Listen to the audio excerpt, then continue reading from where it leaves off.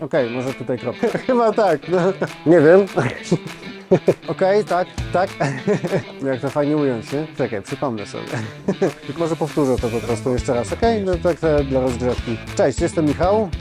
W BWS-ie od sierpnia 2022 roku. Najczęściej przy produkcjach pracuję jako technik. Najczęściej wyjeżdżam za granicę do Niemiec. Realizujemy dźwięk przy konferencjach, wydarzeniach wszelkiego typu. W zależności od zadania konkretnego wieszamy od początku. Głośniki stawiamy, cały system, podpinamy, stroimy i obsługuje to albo ktoś inny, albo ja. Na robocie najbardziej lubię przyjść na lunch.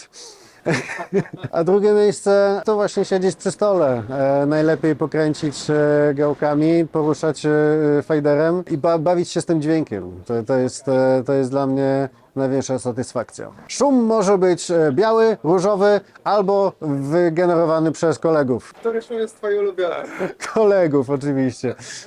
Prywatnie jestem ojcem 2 dzieci, już nastolatków, także ciężki wiek właśnie się zaczął, duże wyzwania. Poza tym zawsze byłem związany kotaku z muzyką, więc kiedy nie jestem na koncercie, zdarza mi się być jako słuchacz, nie być w pracy, tylko pójść, skoszować się muzyką na żywo. Kiedy nie słucham muzyki, to gram na gitarze, gram na perkusji, dużo słucham, także w zasadzie życie kręci się dookoła muzyki. Moje dzieci grają, są w szkole muzycznej, także mam nadzieję kiedyś z nimi też stworzyć jakiś fajny skład, akurat trio, bo jest ich 2. Jak jestem na koncercie jako widz, jako słuchacz, to zawsze zwracam uwagę na technikalia i to jest okropne. Nie mogę się, czasami łapię się na tym, że nie relaksuję się podczas tego koncertu, nie słuchając go, tylko wychwytuję, w którym momencie kompresor na stopie był za nisko ustawiony.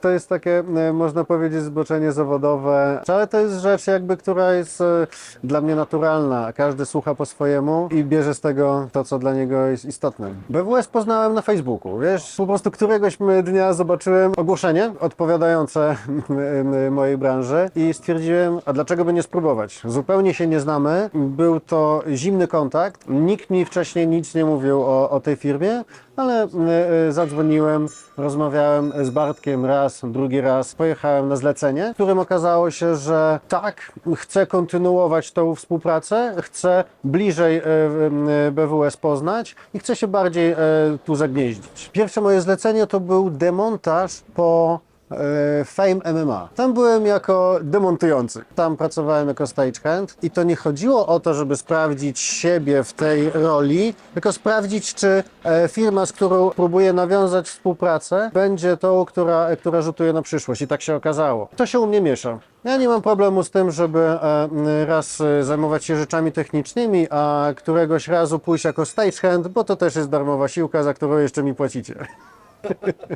Myślę, że kluczową rzeczą w tej kwestii jest dobra organizacja, brak straty czasu i to jest bardzo istotne dla osób z daleka, które muszą raz dojechać na event, przeprowadzić go, a potem jeszcze wrócić. Więc dla osoby, która mieszka w mieście, w którym odbywa się wydarzenie, jest to łatwiejsze, bo po prostu idzie do pracy i wraca do domu tego samego dnia. Jeżeli ktoś musi poświęcić na to trochę więcej czasu, to chce, żeby ten czas nie był zmarnowany. I to mi się bardzo podoba, że organizacja jest tak dopięta i tak dopieszczona, że przyjeżdżam, robię swoje, wszystko jest ładnie zorganizowane, ja wiem co, kiedy będzie się działo i to faktycznie się dokładnie w tych momentach dzieje. Nie ma znaczenia skąd dokładnie jesteś, bo wydarzenia odbywają się w wielu miejscach. Ja jestem tego przykładem, że podróżowanie nie stanowi przeszkody. Jestem z Białegostoku, ale najczęściej pracuję w Niemczech, w Krakowie, w Warszawie, we Wrocławiu. Kiedy nie tracisz czasu podczas eventu, to dodatkowy dojazd nie jest taką dużą przeszkodą. Branża eventowa każdemu kojarzy się z czym innym. Dla mnie to jest taki kontrolowany chaos. Fajnie jest, jak jest więcej kontroli niż chaosu, ale to i tak zawsze jest rock'n'roll. W BWS-ie można zarobić więcej niż w instytucji. W branży eventowej największą różnicę pomiędzy wypłatami widać w zatrudnieniu na stałe w instytucji, a jako freelancer. Jako freelancer z kolei codziennie szukasz pracy. I tutaj właśnie jest BWS, który ci tą pracę znajduje. Zacząłem nosić czarne ciuchy tylko. Na życie zawodowe zmienił to, że otworzył możliwości, których wcześniej sam jako pojedyncza osoba bym nie miał. Na przykład właśnie te wyjazdy zagraniczne do Niemiec. BWS nawiązał kontrakt z kilkoma dużymi firmami, i to otwiera drzwi. Ja nigdy nie chodziłem do pracy za karę. Jeżeli czuję, że atmosfera w pracy jest